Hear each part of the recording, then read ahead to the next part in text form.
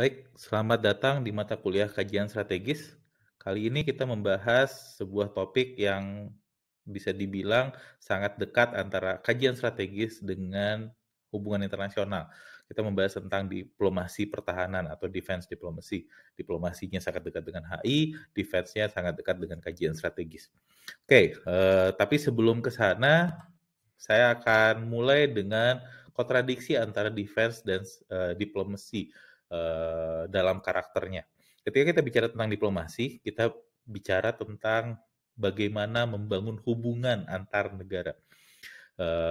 Dan ketika bicara tentang bagaimana membangun hubungan antar negara, aktor utamanya adalah negara yang kemudian mereka akan mengutus diplomat-diplomatnya untuk membangun hubungan baik antar negara. Dan ini menegaskan juga bahwa aktivitas diplomasi itu dilakukan oleh negara. Walaupun sekarang ada terma namanya diplomasi publik misalnya, tapi tujuannya adalah tetap hal tersebut dilakukan oleh negara dan tujuannya adalah untuk kepentingan negara, walaupun ditujukan kepada publik di negara-negara lain misalnya. Oke, kita nggak bahas tentang diplomasi publik, kita bicara tentang diplomasi. Jadi membangun hubungan baik, itu adalah, makna utama dari diplomasi. Lalu kemudian hal tersebut bisa muncul, kenapa? Ketika yang dicari adalah ada common interest antar negara. Jadi di sini tetap kita ngebahas tentang kepentingan.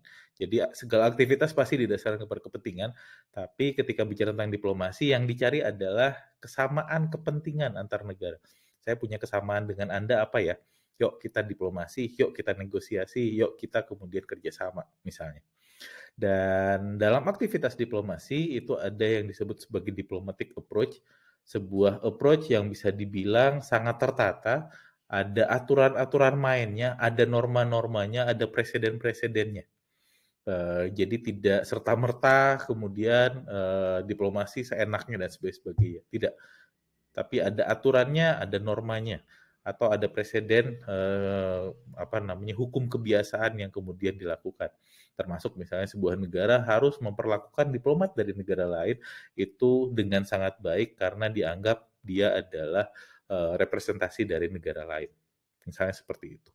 Lalu kemudian berikutnya lagi, aktivitas yang biasanya jadi aktivitas utama dalam diplomasi adalah negosiasi, kemudian bagaimana membangun pengaruh kepada pihak lain, sehingga pihak lain merasa bahwa dia punya common interest dengan kita, lalu kemudian melakukan sesuatu yang sesuai dengan agenda kita. Bisa dibilang seperti itu. Dan biasanya yang melakukan kegiatan-kegiatan ini adalah diplomat. Jadi aktornya adalah diplomat, yang kemudian biasanya dikasih tugas oleh negara, punya misi tertentu, kemudian dilakukan di negara lain. Banyak yang bilang diplomat ini juga seperti tentara, karena dia punya misi dari negara, lalu kemudian itu yang dikejar di negara lain, dan sangat terstruktur bisa dibilang seperti itu. Tapi ya mereka kemudian aktivitasnya lebih banyak bicara tentang negosiasi, influence, hubungan baik dan sebagainya. Sesuatu yang bisa dibilang kalau kita bicara tentang diplomasi ini positif. Lompat ke bagian berikutnya yaitu defense. Defense itu banyaknya negatif ya. Basisnya adalah ancaman. Jadi akan kegiatan-kegiatan di bidang pertahanan itu awalnya adalah mempersepsikan bahwa akan ada ancaman. Oke, basisnya ancaman, lalu kemudian bagaimana supaya menghilangkan ancaman tersebut dan menjaga valuable assets yang kemudian dimiliki oleh sebuah negara. Dan bagaimana cara melakukan hal tersebut beda dengan diplomasi yang menekankan influence, kemudian ada common interest, negosiasi dan sebagainya. Di bidang pertahanan itu yang dikedepankan adalah kapasitas koersif, kapasitas yang sifatnya menggunakan pemaksaan atau use of force, menggunakan kekerasan. Dan aktornya beda dengan diplomat tadi, aktornya di sini di bidang pertahanan adalah militer. Militer bisa dibilang aktor yang memiliki atau dilatih untuk membunuh, lalu kemudian menggunakan kekerasan dan bisa dibilang aktor satu-satunya aktor yang kemudian legitimate untuk menggunakan kekerasan ketika dia digunakan oleh negara. Ini kontrasnya antara defense dan juga diplomasi. Dua hal yang sangat kontras yang kemudian tapi bisa dibilang tetap ada arsirannya, dua-duanya mencoba untuk mewujudkan kepentingan dari sebuah negara. Oke, kita lanjut ke slide berikutnya ketika kita bicara tentang defense diplomacy trajectory. Di sini saya ingin menunjukkan bahwa aktivitas diplomasi pertahanan itu sudah ada sejak dulu. Tapi kita nggak akan lompat terlalu jauh, kita akan mulai ketika Perang Dunia Pertama belum dimulai. Kita mulai dari masa tersebut sampai kemudian kepada masa saat ini. Ketika Perang Dunia Pertama belum dimulai atau pre-war relations, ini dinamikanya adalah dunia pada waktu itu sifatnya multipolar, lalu kemudian hubungan antara negara sangat cair, bisa saja kemudian saya berteman dengan A berteman dengan B adalah musuh saya. Bisa saja kemudian seperti itu, cairnya seperti itu, dan uncertainty kemudian cukup tinggi.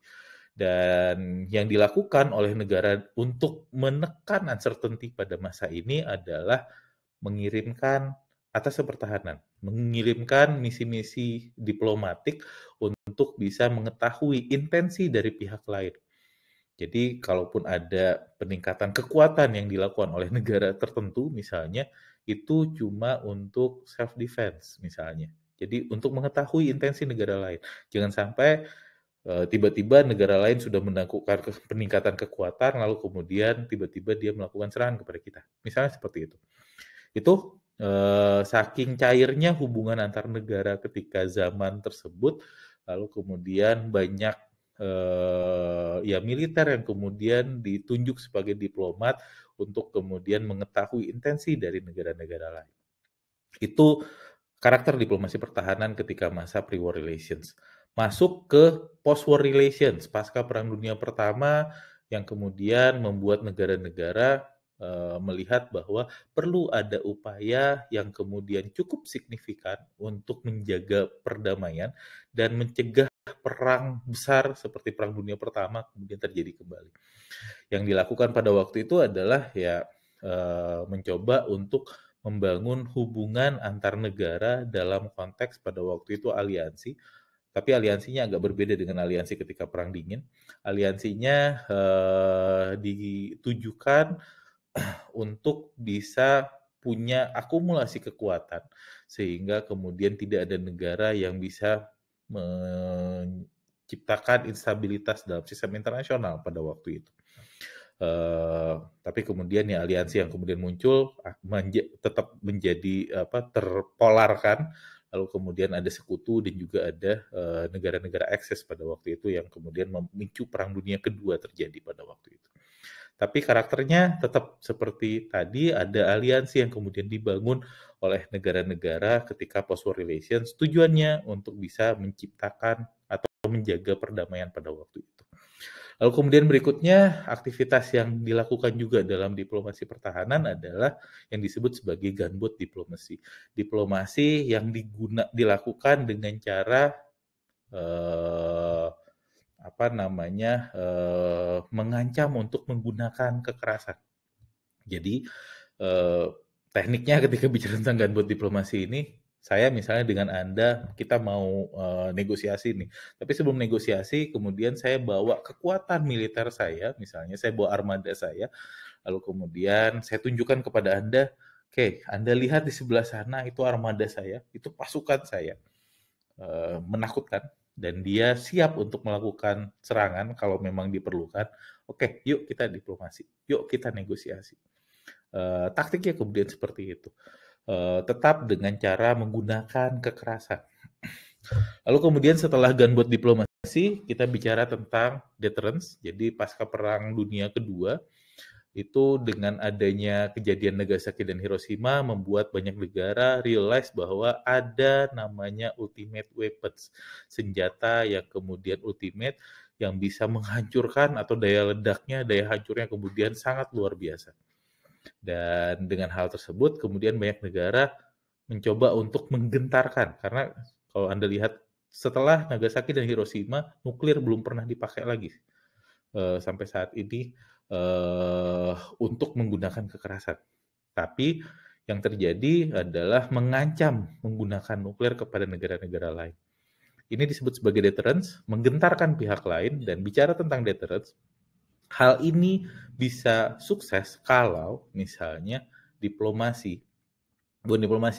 pengiriman sinyalnya itu kemudian efektif, dan itu dilakukan melalui diplomasi pertahanan.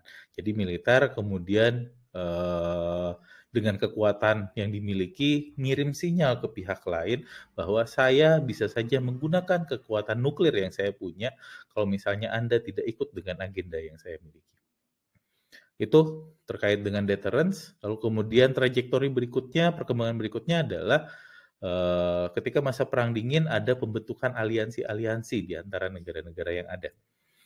Kita mengenal ada NATO, ada Pakta Warsawa di sisi lain, lalu kemudian di dalam aliansi tadi sistem yang kemudian dibangun adalah collective defense, di mana serangan terhadap salah satu negara itu adalah serangan terhadap keseluruhan anggota aliansi, sehingga ya seluruh anggota aliansi harus melakukan respon kalau misalnya ada salah satu negara aliansi itu kemudian diserang.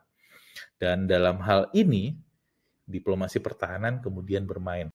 Militer kemudian membangun hubungan dengan negara-negara lain, tujuannya adalah supaya mereka bisa melakukan respon bersama kalau misalnya ada ancaman dari negara-negara lain atau adversaries mereka. Itu terkait dengan aliansi. Lalu kemudian setelah itu perang dingin selesai, Uni Soviet bubar, Pakta Warsawa bubar, tinggal NATO. Lalu kemudian dikatakan bahwa liberal menang, diikuti dengan liberalisme, gerakan liberalisme, banyak negara-negara kemudian meliberalkan dirinya pada waktu itu. Yang tadinya musuh kemudian menjadi teman. Negara-negara Eropa Barat tadinya bermusuhan dengan negara-negara Eropa Tengah dan Eropa Timur, kemudian negara Eropa Tengah dan Timur, pecahan dari Uni Soviet, itu menjadi teman-temannya. Aktivitas diplomasi pertahanan pada masa ini kemudian ditujukan untuk membangun hubungan baik, membangun rasa saling percaya satu sama lain. Nah, dari sini kemudian muncul konsep namanya confidence building measures. Jadi aktivitas diplomasi pertahanan, jadi tetap aktornya adalah militer, mencoba untuk membangun hubungan baik dengan negara-negara lain, misalnya tadi negara-negara NATO, kemudian berhubungan dengan negara-negara Eropa Tengah dan Eropa Timur yang tadinya terikat dengan Uni Soviet atau Pakta Warsawa, lalu kemudian melakukan demokratisasi dan sebagainya. Dan ini juga dibawa kepada negara-negara lain yang tadinya kemudian, ya negara-negara lain di kawasan lain yang kemudian tadinya berkonflik, kemudian post-konflik mereka kemudian membangun hubungan baik. Confidence building measures. Lalu kemudian berikutnya lagi juga pasca Perang Dingin ditandai dengan banyaknya operasi militer untuk perdamaian. Karena yang muncul bukan lagi perang antar negara, tapi yang banyak muncul adalah perang yang sifatnya perang internal, lalu kemudian butuh intervensi internasional. Sehingga butuh namanya joint deployment. Dan dalam joint deployment tersebut, militer harus saling berhubungan baik dengan militer yang lain sehingga mereka bisa deploy secara bersama-sama. Jadi dari sini bisa dibilang ada perkembangan yang kemudian cukup signifikan. Kalau dulu militer menggunakan muka yang gahar dengan kekuatan dia, dengan kemampuan dia untuk membunuh misalnya, lalu kemudian kemampuan dia menggunakan kekerasan dan sebagainya, melakukan diplomasi pertahanan. Tapi kemudian semakin ke sini, militer kemudian semakin menjadi diplomat. Seperti yang saya bilang tadi, menunjukkan senyumannya, menunjukkan bahwa dia cukup ramah kepada pihak lain, bangun hubungan baik dengan negara-negara lain, bangun hubungan yang cukup baik supaya bisa dideploy bareng-bareng dan sebagainya. Itu trajektori dari diplomasi pertahanan dari dulu ke sekarang, dan kita akan lebih banyak bicara tentang diplomasi pertahanan yang pasca Perang Dingin terkait dengan confidence building measures lalu kemudian joint deployment ini. Oke, kita lanjut lagi ke makna dari diplomasi pertahanan. Dari sini, dari tadi cerita saya sebelumnya, bisa teman-teman ambil kesimpulan kali ya. Jadi apa itu diplomasi pertahanan? Diplomasi pertahanan bisa dikatakan sebagai aktivitas diplomasi, membangun hubungan baik tadi, membangun hubungan dengan negara lain, yang dilakukan bukan oleh diplomat, Tapi yang jadi diplomatnya di sini adalah aktor yang memiliki otoritas di bidang pertahanan. Sehingga ini yang membedakan dengan diplomasi di bidang eh, terkait dengan kebijakan luar negeri misalnya. Itu yang membedakan diplomasi pertahanan dengan diplomasi yang lain-lainnya. Yang menjadi aktornya adalah pihak-pihak yang memiliki otoritas di bidang pertahanan.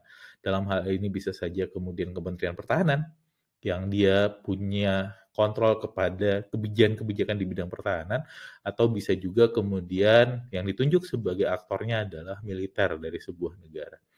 Dan diplomasi pertahanan itu kemudian ditujukan kepada setidaknya 3 hal utama ini. Pertama, untuk membangun hubungan baik dan rasa saling percaya dengan negara lain, serta mencegah adanya konflik. Tadi seperti saya bilang, ada uncertainty, kemudian ya sudah kita kirim atas pertahanan. Atas pertahanan basically adalah intelijen, tapi intelijen resmi yang diakui. Lalu kemudian setelah itu dia bisa tahu, oh intensi negara lain seperti apa. Sehingga, oh ternyata intensinya bukan melakukan serangan kepada kita loh, tapi intensinya adalah untuk melakukan defense misalnya. Seperti itu, sehingga konflik tidak akan terjadi. Terus kemudian berikutnya lagi, selain membangun hubungan baik, ya diplomasi pertahanan juga ditujukan untuk melakukan atau meningkatkan kapabilitas dan interoperabilitas. Sehingga misi militer bersama, termasuk kemudian misi militer terkait dengan perdamaian, itu bisa dilakukan lebih efektif. Plus satu hal lagi juga, kemudian diplomasi pertahanan bisa juga ditujukan untuk pengembangan kapasitas industri pertahanan. Kenapa? Karena bicara tentang industri pertahanan, tidak ada satu negara yang bisa dibilang autarki, bisa memenuhi kebutuhan pertahanannya dengan sendiri, dengan industri pertahanan yang dia miliki. Paling gampang kalau misalnya kita lihat, contoh paling gampang Amerika Serikat misalnya, negara dengan kapasitas industri pertahanan yang paling tinggi pada saat ini. Dia misalnya kita bicara tentang F-16. F-16 itu dibikin oleh Lockheed Martin. Lockheed Martin nggak bikin F-16 semuanya itu bisa dipenuhi oleh industri domestiknya Amerika Serikat. Ada global supply chain yang kemudian bermain supaya satu pesawat F-16 itu kemudian bisa dibangun. Yang artinya kemudian ya di sini butuh kerjasama antar negara untuk industri pertahanan. Dan ya hal ini kemudian terkait juga dengan defense diplomasi atau diplomasi pertahanan. Oke, berdasarkan hal tersebut kemudian saya mengembangkan yang namanya 3D defense diplomacy. Konsep di mana ada 3D yang disasar oleh diplomasi pertahanan. Pertama adalah defense diplomacy for diplomasi. Jadi diplomasi pertahanan untuk diplomasi. Dan dalam hal ini aktivitas utamanya adalah membangun hubungan baik atau confidence building measures. Yang kedua, defense diplomacy for defense. Ini basically bicara tentang bagaimana meningkatkan kapabilitas pertahanan sebuah negara. Jadi diplomasi pertahanan bukan cuman oke, kita punya hubungan baik doang, enggak. Harus ada benefit dong dari hal tersebut, bukan cuman karena oh saya punya hubungan baik dengan negara tersebut, enggak. Tapi kapabilitas pertahanan kita bisa dinaikin, bisa meningkat karena kita punya hubungan baik tadi. Atau dan berikutnya defense diplomacy for development. Ini ditujukan untuk tujuan-tujuan industri pertahanan tadi. Sehingga ya di industri pertahanan di dalam negeri kita itu kemudian bisa berkembang, kemudian kita bisa juga memenuhi kebutuhan-kebutuhan domestik kita karena ada kerjasama dengan industri pertahanan dari negara-negara lain. Nah, dari sana kemudian saya masuk ke aktivitas diplomasi pertahanan dalam 3D tadi. Di bagian diplomasi, kemudian di bagian defense, dan juga di bagian development. Di bagian diplomasi ada beberapa kegiatan yang biasanya dilakukan. Tujuannya adalah tadi membangun hubungan baik dengan negara lain. Yang pertama misalnya ada kunjungan kenegaraan. Jadi saling berkunjung aja itu udah nunjukin bahwa yuk kita pengen punya hubungan yang baik dengan negara-negara lain. Apalagi kalau misalnya yang dibahas adalah aspek-aspek terkait dengan bidang pertahanan. Dan ini banyak dilakukan oleh banyak negara termasuk kemudian Indonesia. Terus level berikutnya mungkin adalah dialog dan konsultasi. Kita bikin forum dialog, forum konsultasi antar menteri pertahanan, antar pejabat pertahanan, antar militer negara saling berkonsultasi. Contohnya misalnya di ASEAN itu ada ADMM, ASEAN Defense Ministerial Meeting, dan ada ADMM Plus pada saat ini mengundang negara-negara mitra nya ASEAN untuk kemudian berdialog juga. Lalu kemudian ada juga yang sifatnya informal, itu contohnya adalah Shangri-La Dialog, dan di dalam Shangri-La Dialog itu mempertemukan antara pembuat kebijakan, kemudian think tank, akademisi, lalu kemudian industri juga membahas isu-isu strategis yang kemudian terjadi dalam hubungan internasional. Itu bisa dikategorikan sebagai aktivitas diplomasi pertahanan untuk diplomasi. Kemudian yang ketiga, contohnya adalah informasi strategis. Ini bicara tentang ya saling tukar informasi strategis antara satu negara kepada negara lain. Misalnya negara Indonesia punya informasi terkait dengan teroris yang mengancam bagi Singapura. Yuk kita tukar-tukaran informasi strategis supaya kita saling aman satu sama lain.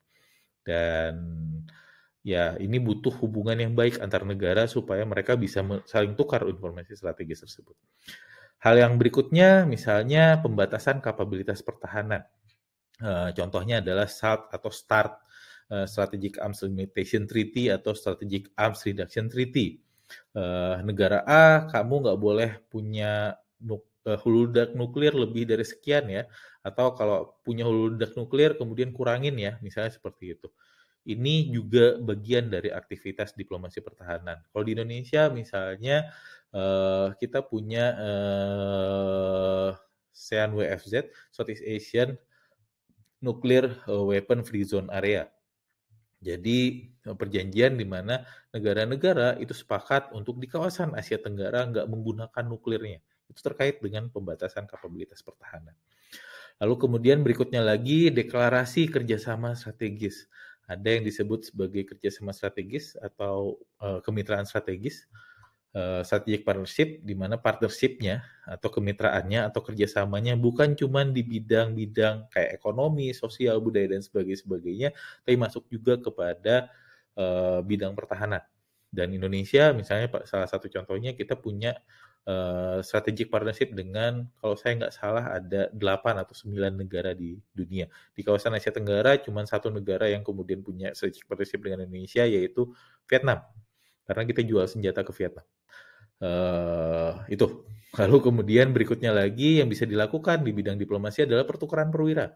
Jadi misalnya perwira kita sekolah di mana namanya di NDU di Amerika Serikat, National Defense University, lalu kemudian tentaranya Amerika Serikat sekolah di Indonesia, di misalnya di Seskoat atau di Sesko TNI misalnya. Dan hal tersebut kemudian bisa membangun hubungan baik antar negara. Apalagi kalau misalnya tadi perwira-perwira tadi menjadi pemangku kepentingan yang sifatnya puncak di negara-negara tertentu, itu kemudian ya link network yang kemudian sudah dibangun itu akan membuat hubungan jadi lebih baik antar negara. Lalu kemudian bisa juga terkait dengan pendidikan militer yang disinkronkan, kemudian saling berhubungan, saling bertukar perwira tadi juga. Lalu kemudian kesepakatan hubungan baik, kayak misalnya Treaty of Amity and Cooperation misalnya, itu bisa juga terkait dengan aktivitas diplomasi pertahanan untuk diplomasi. Dan terakhir, latihan militer bersama. Latihan militer bersama sebenarnya bisa masuk ke defense ketika ditujukan untuk meningkatkan kekuatan pertahanan atau kapasitas pertahanan negara tertentu. Tapi kalau misalnya latihan militer bersama, tujuannya adalah supaya saling kenal, kemudian bangun networking, lalu kemudian ada seremonial yang sifatnya tujuannya dalam membangun hubungan baik, itu masuk kepada aktivitas di bidang diplomasi. Lanjut ke berikutnya, defense, aktivitas diplomasi pertahanan untuk di bidang defense itu contohnya pertama adalah kerjasama strategis dalam hal bantuan militer, yang negara X kemudian ngasih bantuan militer kepada negara lain misalnya. itu bisa di bidang defense juga karena defense negara tersebut kemudian meningkat. Contoh misalnya kita dapat hibah F-16 kalau nggak salah dari Amerika Serikat. Itu ya ada kerjasama strategis antara kita dengan Amerika Serikat karena Amerika Serikat adalah strategic partnership-nya Indonesia, kemudian Amerika Serikat memberikan bantuan kepada Indonesia, ada hibah. Walaupun waktu itu hibahnya adalah kita tetap harus nge-upgrade F-16-nya tersebut. Kedua, membeli alutsista. Indonesia mau beli senjata dari negara lain, misalnya sekarang yang lagi rame Rafale dari Prancis, lalu kemudian F-16, F-15 dari Amerika Serikat, lalu kemudian kapal selam dari Korea misalnya, dan sebagainya. Itu butuh hubungan yang baik sehingga negara tersebut kemudian mau memberikan senjata kepada kita. Dan bicara tentang pembelian alutsista, walaupun diproduksi oleh produsen swasta, tapi tetap sifatnya adalah G2G, pemerintah kepada pemerintah. Atau misalnya pemberian kredit ekspor, bantuan keuangan untuk membeli senjata tertentu. Misalnya kita pernah beli senjata Sukhoi dari Rusia, lalu kemudian untuk mencicilnya kita dapat kredit ekspor dari pemerintah Rusia. Jadi pemerintah Rusia ngasih kredit ke kita beli dari beli Sukhoi untuk kita, kemudian kita cicil ke pemerintah Rusia. Bisa juga kemudian ini karena efeknya adalah meningkatkan kapabilitas pertahanannya Indonesia, ini adalah aktivitas diplomasi pertahanan untuk bidang defense. Yang berikutnya bisa juga contohnya adalah pembangunan pangkalan militer. Ini biasanya dilakukan oleh negara yang beraliansi ya. Kayak misalnya Amerika Serikat kepada Jepang, lalu kemudian di Okinawa dia bangun pangkalan militer misalnya. Dan itu meningkatkan kapabilitas pertahanannya dari Jepang. Atau kemudian berikutnya lagi melakukan operasi militer bersama. Itu meningkatkan juga kapasitas pertahanan negara tertentu. Pemberian security umbrella, mirip dengan tadi pembangunan pangkalan militer, biasanya dilakukan oleh negara aliansi. Kemudian kerjasama pengamanan wilayah. Contohnya di Selat Malaka, Indonesia, Malaysia, kemudian Singapura melakukan kerjasama pengamanan wilayah di sana. Lalu aktivitas tersebut kemudian meningkatkan juga kekuatan atau kapasitas pertahanan yang kita miliki. Plus terakhir tadi sudah saya bahas latihan militer bersama yang sifatnya intensif yang ada deterrence efeknya. Seperti yang dilakukan oleh Amerika Serikat dengan Jepang atau Korea Selatan misalnya untuk nakut-nakutin China. Karena mereka aliansi kemudian bikin kayak misalnya Freedom of Navigation Operation di Laut Cina Selatan atau di Senkaku, dan ada deterrence efeknya, itu meningkatkan kapabilitas pertahanan negara tertentu. Berikutnya di bagian development, ada kerjasama strategis untuk produksi senjata, misalnya seperti Pindad itu bisa produksi SS misalnya dari Inggris. Lalu kemudian kerjasama penelitian dan pengembangan senjata seperti misalnya contohnya adalah KFX-IFX yang kita inisiasi dengan Korea. Lalu kemudian pemberian lisensi persenjataan, ada lisensi yang diberikan kepada negara lain untuk dia bisa ngebangun atau memproduksi persenjataan tertentu. Kemudian investasi industri pertahanan, negara lain ngasih investasi buat industri pertahanan domestik misalnya, kayak di Indonesia. Atau transfer of teknologi. Negara lain ngasih transfer of teknologi karena misalnya udah beli senjata dari negara tersebut, kemudian ngasih transfer of teknologi sehingga kemudian kemampuan industri pertahanan negara tersebut kemudian meningkat. Ini beberapa aktivitas diplomasi pertahanan secara konseptual yang bisa dilakukan dalam 3 hal tersebut atau 3 bagian tersebut. Kita lanjut. Kemudian ke bagian agenda diplomasi pertahanan Indonesia, menurut Perpres nomor 97 tahun 2015, setidaknya ada 3 bagian, CBM, Military Capacity Building, lalu kemudian Defense Industrial Development. Ini ya terkait juga dengan tadi konsep yang kemudian saya ajukan. Untuk CBM ada Official Visit, Declaration of Amity, deklarasi hubungan baik, Information Exchange, kemudian Arms Control. Tadi pembatasan senjata salah satunya. Terus kemudian ada military capacity building, joint exercise, latihan militer bersama, coordinated border patrol, financial and material assistance. Mirip-mirip walaupun tidak sedetail yang tadi. Terus kemudian defense industrial development terkait dengan transfer of teknologi, kemudian co-development dan co-production. Ini agenda-agenda yang kemudian menjadi agendanya Indonesia dalam diplomasi pertahanan menurut Perpres nomor 97 tahun 2015.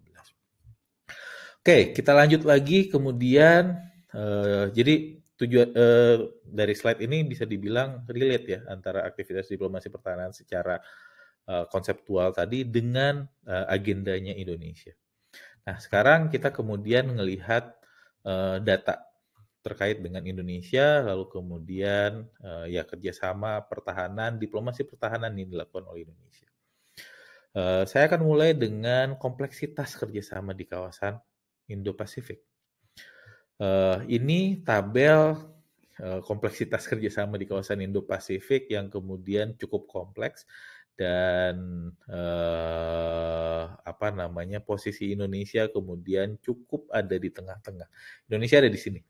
Kita dengan Australia punya namanya Lombok Treaty. Lalu kemudian kita dengan negara-negara Asia Tenggara itu punya namanya ASEAN.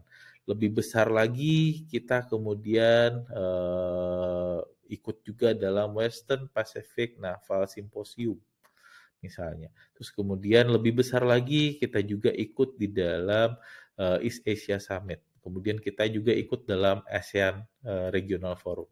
Tapi selain ini kemudian ada beberapa hal yang lain yang kemudian jadi institusi kerjasama di kawasan ini. Contohnya misalnya ada SCO, Shanghai Cooperation Organization, yang dimotori oleh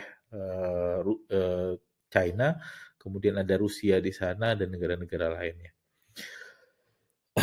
Itu untuk SCO, lalu kemudian China juga punya aliansi dengan North Korea. Lalu kemudian ada di kawasan kita juga ada FPDA, Power Defense Arrangement. Mungkin ini salah ketik.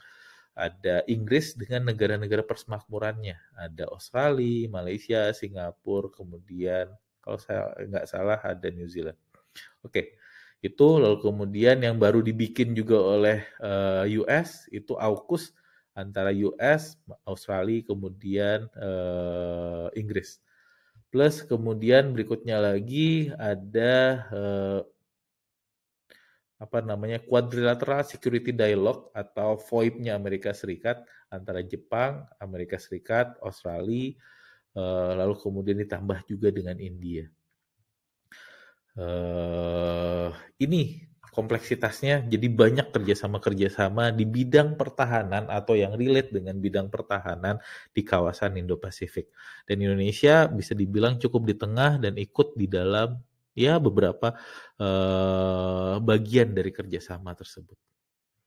Oke, itu yang multilateralnya. Kemudian kita bicara tentang yang sifatnya lebih ke Indonesianya sendiri. Ini data yang saya dapatkan dari penelitian yang dilakukan oleh laboratorium Lab 45 dan mereka kemudian mencoba untuk mendata perjanjian pertahanan keamanan Indonesia dari sejak 1960 sampai 2021.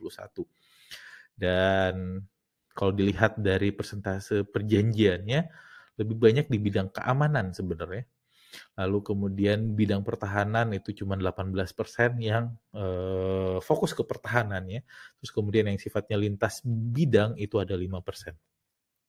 Dan jumlah perjanjian di bidang keamanan, pertahanan, dan juga lintas bidang relate dengan pertahanan keamanan, itu dinamikanya bisa dilihat di sini. Zamannya Soekarno tidak terlalu banyak, kemudian Soeharto cukup banyak dan lebih banyak di bidang keamanan. Habibie tidak terlalu banyak dan ya kita tahu pada waktu itu kita diembargo juga oleh Amerika Serikat dan akhirnya dikucilkan juga oleh negara-negara Eropa Barat. Abdurrahman Wahid tidak terlalu banyak tapi ada peningkatan dari Habibie. Kemudian Megawati meningkat.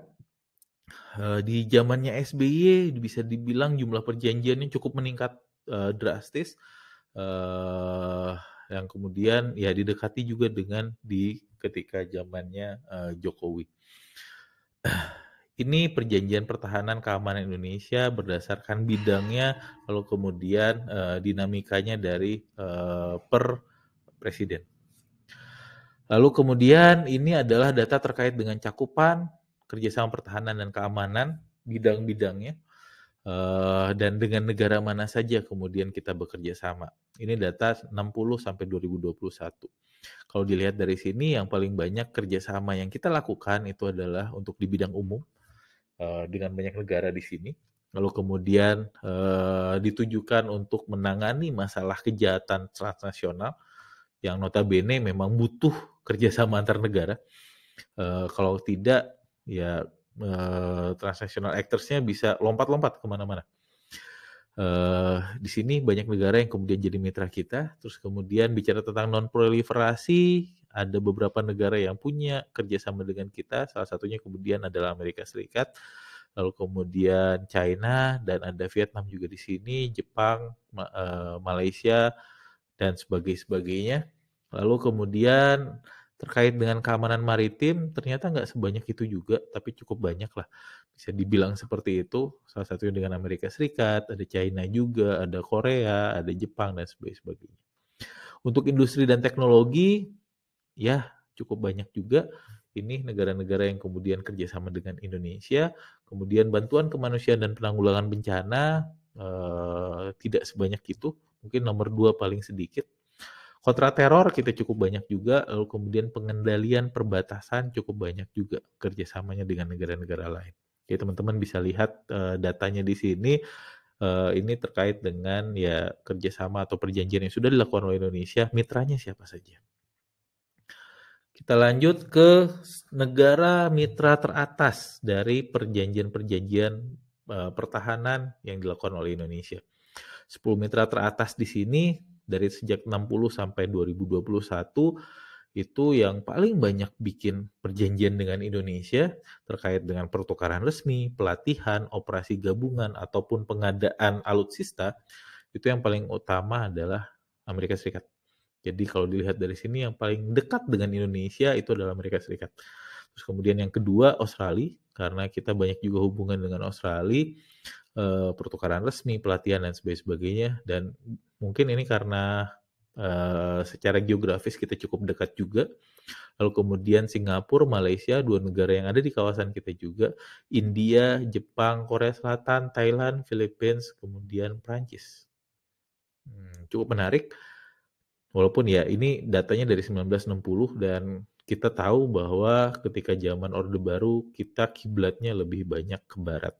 Tapi kalau diakumulasikan dari 60 sampai 2021, ya kita banyak berhubungan atau bekerja sama itu dengan negara-negara barat. Negara Blok Timur, Rusia dengan China tidak masuk ke dalam top 10 di dalam list ini. Oke, kita lanjut lagi bicara tentang sumber persenjataan Angkatan Udara. Nanti kita akan ngebahas juga Angkatan Darat, kita juga akan ngebahas tentang Angkatan Laut. Untuk Angkatan Udara, sumber persenjataannya yang paling banyak itu adalah dari Amerika Serikat, senilai 32%. Ini data tahun 2021 dari laporan SIPRI tahun 2021, kemudian dilihat kapabilitas militer Indonesia untuk matra udara, dari sana kemudian dilihat sumber negaranya, sumber senjatanya. Dan paling banyak itu adalah dari Amerika Serikat 32%, lalu kemudian disusul oleh China 18%, kemudian Korea Selatan 16%, lalu kemudian Prancis 14%. Dan ada negara-negara lain. Yang menarik di sana ada Israel loh. Kita ada senjata dari Israel juga.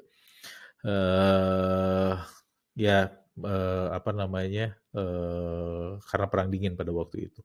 Lalu kemudian ya ada negara-negara lain. Untuk Angkatan Udara akhir-akhir ini kita beli senjata dari Rusia, ya betul, sebagai pengganti pada waktu itu dari senjata Barat, karena dari sejak 99 sampai 2005 kita diambargo oleh Amerika Serikat pada waktu itu dan kita cari alternatifnya yaitu Rusia. Tapi tidak sebanyak itu. Ada 108 unit dan itu memakan cuma 8% saja dari sumber persenjataan untuk Angkatan Udara. Kita lanjut ke Angkatan Darat. Ini menarik juga untuk Angkatan Darat, sumber persenjataan kita paling banyak lagi-lagi dari Amerika Serikat, 24%. Lalu paling banyak adalah dari Prancis 32%, disusul oleh Amerika Serikat 24%, plus kemudian Belgia 15%. China ada senjata kemudian dari China, kalau nggak salah ada beberapa rudal yang kita miliki itu berasal dari China, tapi tidak sampai 1% nilainya. Rusia ada 4%. Jadi kalau misalnya dilihat dari sini ya standar persenjataan Angkatan Darat kita bisa dibilang standarnya lebih kepada standar negara-negara blok barat atau negara-negara NATO. Kita lanjut lagi kemudian ke Angkatan Laut.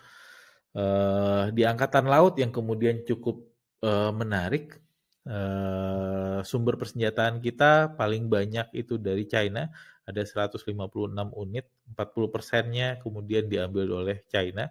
Terus kemudian yang kedua ada Prancis 99 unit, 25%.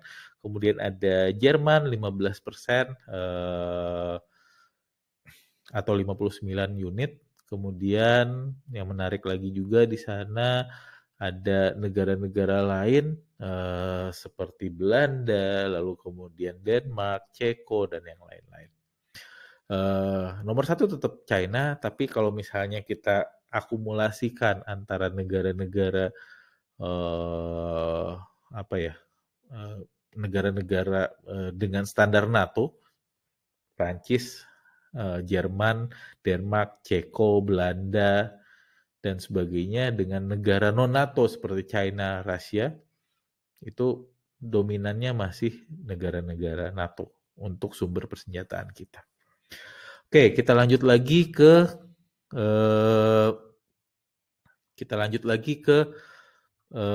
bilateral exercise antara Indonesia. Nah, ini data yang kemudian didasarkan kepada penelitian yang saya lakukan sendiri.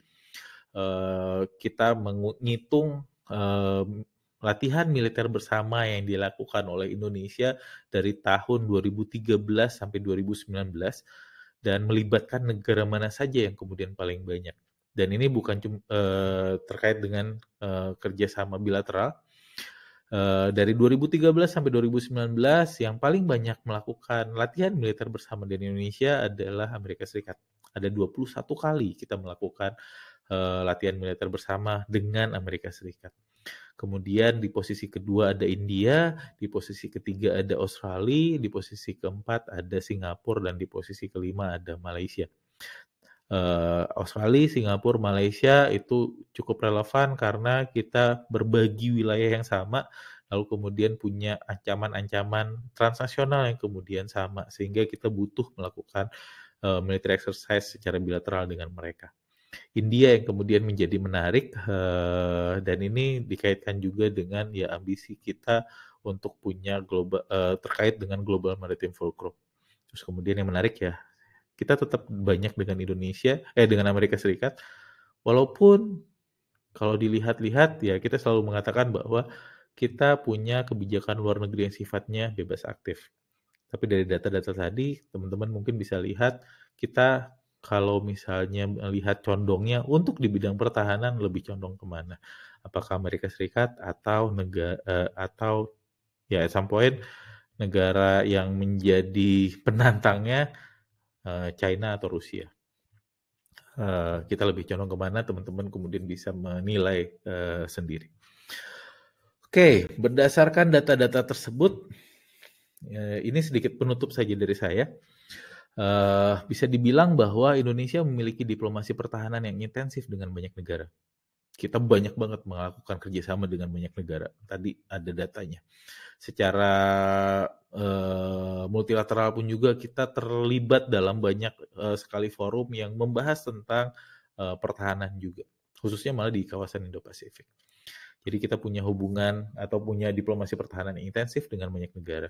Tapi kalau dilihat-lihat lagi, fokus utama dari diplomasi pertahanan Indonesia adalah di CBM, Confidence Building Measures, membangun hubungan baik dengan negara-negara lain. Dan seharusnya sebenarnya CBM ini, jadi kita udah punya hubungan baik dengan negara-negara lain, itu harusnya bisa jadi dasar untuk membangun hubungan diplomasi di kategori berikutnya, capacity building, lalu kemudian industrial cooperation. Basis senjata dan hubungan erat di bidang pertahanan dominan yang kita lakukan itu dominannya adalah dengan negara-negara NATO. Lalu kemudian ya Indonesia harus juga bisa menciptakan pilihan-pilihan variatif dalam pengambilan kebijakannya di bidang pertahanan agar bebas aktif tetap dapat konsisten dijalankan. Karena walaupun kita bebas aktif di bidang pertahanan, kita tahu kita lebih dekat kepada negara yang mana. Oke, mungkin sekian bahasan kita hari ini. Kita ketemu lagi di dalam bahasan-bahasan berikutnya. Semoga berguna dan bermanfaat bahasan kita hari ini. Baik, saya tutup presentasi saya, perkuliahan saya sampai di sini. Terima kasih atas atensinya.